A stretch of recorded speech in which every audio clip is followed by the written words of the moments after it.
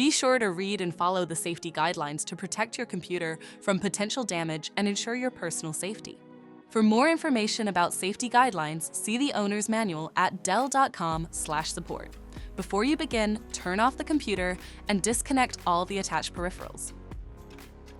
To remove the speaker, loosen the 2 screws securing the side cover and lift the cover off the tower. Identify the speaker and disconnect the cables.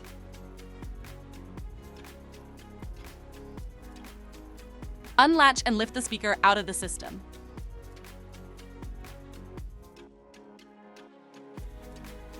To reinstall the speaker, re-latch it back to the system and reconnect the cables.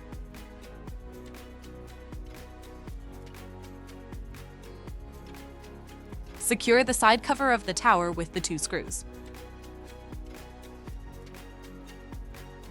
For more information about your Dell system, visit dell.com/support.